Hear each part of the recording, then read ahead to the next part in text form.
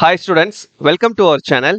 So 11th standard படிக்கக்கூடிய ஸ்டூடெண்ட்ஸ்க்கு ஒரு அஃபிஷியலான ஒரு ஹாப்பியான இன்ஃபர்மேஷன் அப்படின்னு சொல்லலாம். என்ன அப்படின்னா 2025-26 அகாடமிக் இயர்லேருந்து 11ஆம் வகுப்புக்கான பொதுத் தேர்வை ரத்து பண்ணுறதா கேன்சல் பண்ணுறதா நம்மளுடைய பள்ளிக்கல்வித்துறை அமைச்சரும் தமிழகத்தினுடைய முதலமைச்சரும் வந்து அஃபிஷியலாக இன்னைக்கு அனௌன்ஸ் பண்ணியிருக்காங்க. ஸோ இதை பற்றின ஃபுல் டீட்டெயில்ஸ் இந்த வீடியோவில் நம்ம பார்க்கலாம். தயவு செஞ்சு நம்ம சேனலை சப்ஸ்கிரைப் பண்ணலைன்னா பண்ணிட்டு இந்த வீடியோக்கும் லைக் பண்ணிக்கோங்க. அண்ட் வாட்ஸ்அப் சேனல் இல்லைனா டெலிகிராம் சேனலில் ஜாயின் பண்ணிக்கோங்க. அப்போ தான் நீங்கள் ஃபியூச்சரில் எந்த ஒரு அப்டேட்டையும் மிஸ் பண்ணாமல் பார்க்க முடியும். ஸோ தமிழகத்தில் பார்த்தீங்கன்னா 10th ஸ்டாண்டர்டுக்கும் 12th ஸ்டாண்டர்டுக்கும் தான் காலங்காலமாக பொதுத் தேர்வு வந்து இருந்துச்சு. இந்த +1 பொதுத் தேர்வு எப்போ கொண்டு வந்தாங்க அப்படின்னா 2018-19 அகாடமிக் இருக்கு பார்த்தீங்களா. ஸோ 2018-19 அகாடமிக் இயரில் தான் ஃபர்ஸ்ட் டைமாக நமக்கு வந்து 11ஆம் வகுப்புக்கு பொதுத் தேர்வு வந்து கொண்டுட்டு வந்தாங்க. இது யாரு கொண்டுட்டு வந்தது அப்படின்னா எடப்பாடி பழனிசாமி அவர்கள் வந்து முதலமைச்சராக இருந்தப்ப செங்கோட்டையன் அவர்கள் வந்து பள்ளிக்கல்வித்துறை அமைச்சராக இருந்தாங்க. அவங்க தான் வந்து இந்த 11ஆம் வகுப்புக்கும் பொதுத் தேர்வு இருக்குது, 10th எழுதணும், 11th எழுதணும், 12th எழுதணும், 3 வருஷம் கண்டினியூஸாக வந்து ஸ்டூடெண்ட்ஸ் வந்து பப்ளிக் எக்ஸாம் எழுதணும் அப்படின்ற மாதிரி கொண்டு வந்தாங்க.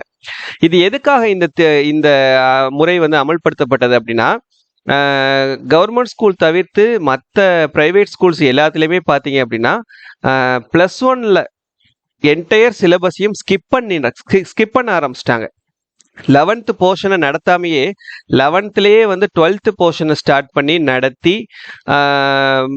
11th ஃபுல்லாக ஸ்கிப் பண்ணிட்டு 2 வருஷமே 12th ஸ்டாண்டர்டுடைய சிலபஸையே படிக்க ஆரம்பிச்சிட்டாங்க. அப்போ இருந்த ஸ்டூடெண்ட்ஸ் அந்த மாதிரி கொண்டுட்டு போயிட்டாங்க. ஏன்னா காம்படிட்டிவ் வேர்ல்டு, நம்ம ஸ்டூடெண்ட்ஸை நம்ம ஸ்கூலில் வந்து நிறைய மார்க் எடுக்க வைக்கணும் அப்படின்ற அந்த ஒரு ரீசனுக்காக எல்லா ஸ்கூல்ஸுமே என்ன பண்ணிட்டாங்கன்னா 11th பாடம் எதையுமே நடத்தாமல் மொத்தமாக நிப்பாட்டிட்டு 12th பாடத்தை மட்டுமே நடத்தி கொண்டுட்டு போகிறது மாதிரி ஆரம்பிச்சிட்டாங்க.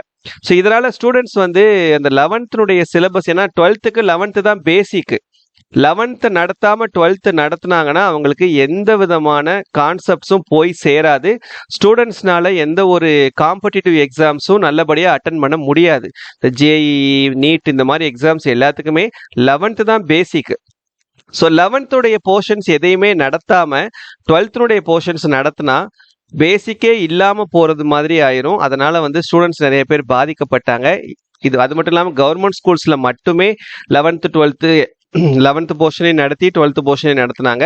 பிரைவேட் ஸ்கூல்ஸ் எல்லாத்துலேயுமே வந்து 11th போர்ஷன்ஸ் நடத்தாமல் 12th போர்ஷன்ஸ் நடத்திட்டு இருந்தாங்க.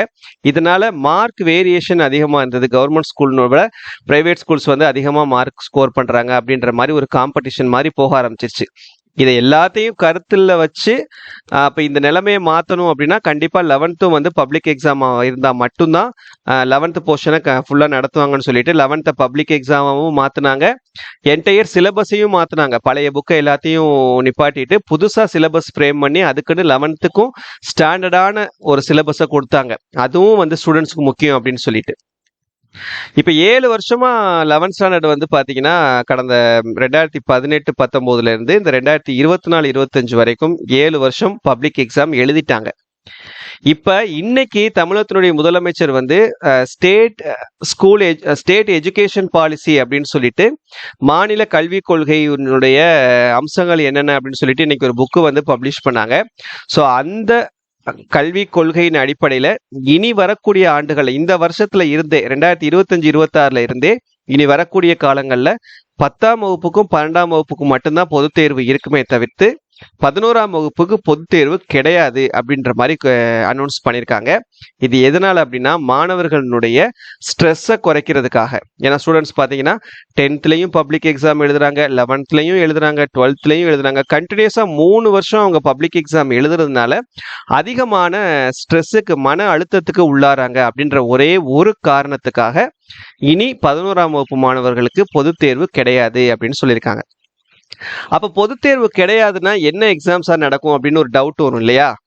ஆனுவல் எக்ஸாம் மாதிரி நடக்கும். எப்படி உங்களுக்கு 9th ஸ்டாண்டர்ட் வரைக்கும் நீங்க எப்படி வந்து ஸ்கூல் லெவல்ல ஆனுவல் எக்ஸாம்ஸ் எழுதுனீங்களோ அதே போல உங்களுடைய ஸ்கூல் லெவல்லையே ஆனுவல் எக்ஸாம் டிஸ்ட்ரிக்ட் லெவல்ல நடத்துவாங்க. சரியா, அந்தந்த டிஸ்ட்ரிக்ட் இப்போ எப்படி quarterly exam, half yearly exam, first midterm, second midterm இதெல்லாம் எப்படி ஒரு 2-3 டிஸ்ட்ரிக்ட் சேர்ந்து நடத்துறாங்களோ அதே மாதிரி ஒரு 2-3 டிஸ்ட்ரிக்ட் சேர்ந்து தான் கொஸ்டின் பேப்பர்ஸ் கொடுத்து உங்களுக்கு ஆனுவல் எக்ஸாம் நடக்கும். அந்த ஆனுவல் எக்ஸாமுடைய பேப்பர் வந்து உங்க ஸ்கூல்லேயே திருத்த மாட்டாங்க, வேற ஸ்கூலுக்கு உங்க டிஸ்ட்ரிக்ட் உள்ளேயே வேற ஏதாவது ஒரு ஸ்கூலுக்கு உங்களுடைய பேப்பரை அனுப்பி வச்சு அந்த ஸ்கூலினுடைய டீச்சர்ஸ் வந்து உங்களுடைய பேப்பரை வந்து கரெக்ஷன் பண்ணி பேப்பரையும் மார்க்கையும் என்ன அப்படின்னு சொல்லிட்டு உங்க ஸ்கூல் லெவல்ல இந்த எக்ஸாம்ஸ் வந்து நடக்கும். சரியா? ஸோ இதுதான் இப்போ இருக்கக்கூடிய ப்ரொசீஜர். இதுபடி தான் உங்களுக்கு வந்து ரூல்ஸ் வந்து கொடுத்துருக்காங்க. ஸோ இனிமேல் உங்களுக்கு பப்ளிக் எக்ஸாம் கிடையாது, ஆனுவல் எக்ஸாம் நடக்கும், ஸ்கூல் லெவலில் நடக்கும். பேப்பர் மட்டும் வேற ஸ்கூலுக்கு போகும், அங்கே கரெக்ஷன் பண்ணி உங்களுக்கு ரிசல்ட் வந்து கொடுப்பாங்க. சரியா? ஸோ இதான் இப்போதைக்கு இருக்கக்கூடிய அப்டேட். Okay, thank you.